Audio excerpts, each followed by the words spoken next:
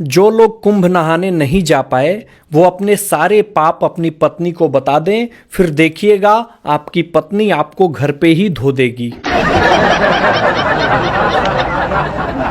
मेरे घर वाले भी कुंभ नहाने नहीं जाने दिए। मैंने पूछा इसका कारण, तो बोले कि पहले पाप बताओ फिर जाने देंगे।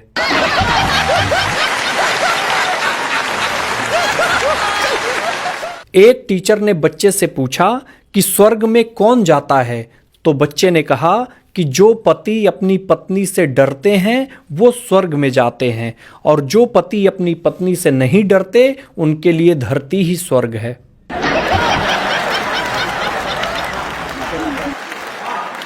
भाई साहब, हम लोग तो धन्य हो गए। हम वो पीढ़ी हैं जिसने इगोला पर, भूकंप, नोटबंदी, लॉकडाउन, कोरोना, रामलला मंदिर और 144 साल बाद महाकुंभ सब देख लिए। अब तो बस रिमोट कंट्रोलवा मिल जाए। पिछले दिनों एक पत्नी ने पति से कहा कि ये जी एगो बात बताइए, ये पर्सनल सीक्रेट और टॉप सीक्रेट में अंतर क्या है। पति ने दिल छू लेने वाला जवाब दिया। पति ने बोला कि तुम मुझे पसंद हो, ये पर्सनल है। तुम्हारी सहेली मुझे पसंद है, ये सीक्रेट है। और तुम्हारी सहेली को भी मैं पसंद हूं, ये टॉप सीक्रेट है। इसके बाद पति नहीं मिल रहा।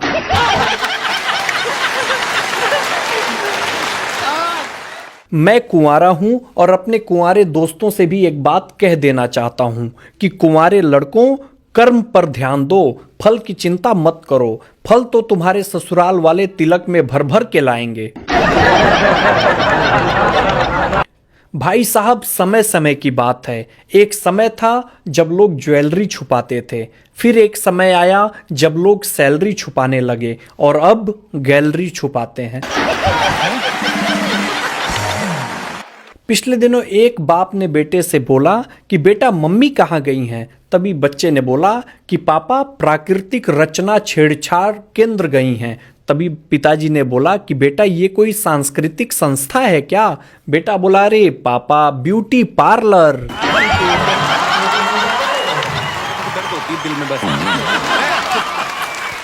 पिछले दिनों मेरे एक उत्तर प्रदेश के दोस्त ने कहा कि भाई पड़ोसन 3 बार चाय पीने के लिए बुला चुकी। जब भी हिम्मत जुटाता हूं, पत्नी न्यूज चैनल खोल के बैठ जाती है, और न्यूज चैनल पर योगी बाबा कहते हैं बटोगे तो कटोगे।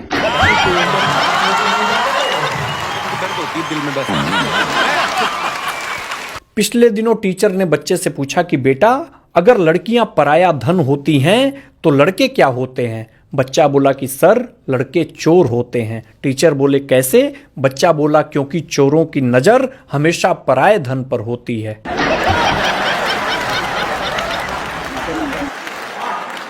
पिछले दिनों एक पति पत्नी अपने दोनों बेटियों का विवाह संपन्न करके मेहमानों को विदा करके सुकून से बैठे थे। तभी पति ने कहा कि तुम्हें याद है जब दोनों बच्चियां छोटी थीं तब हमारी लड़ाई होने पर तुम कहा करती थी कि इन दोनों बच्चियों के कारण यहां रुकी हूं, वरना कब की छोड़ के चली जाती।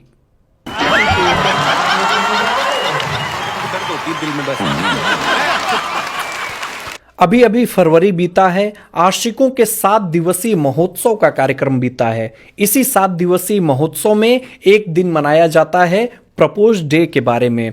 आपको पता है कि लड़कियां इसलिए भी प्रपोज नहीं करती पहले, क्योंकि एक बार शूर्पणखा ने भी प्रपोज डे मनाने की कोशिश की थी।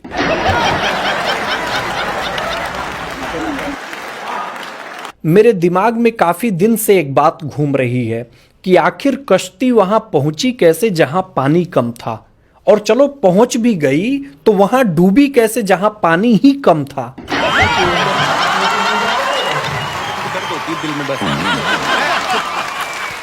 भाई साहब, मेरे सच्चे प्यार के सिर्फ 2 गवाह थे, एक वो और एक उसकी दादी। पहली मुकर गई, दूसरी गुजर गई, और इस तरह सच्चे प्यार की कहानी खत्म हो गई।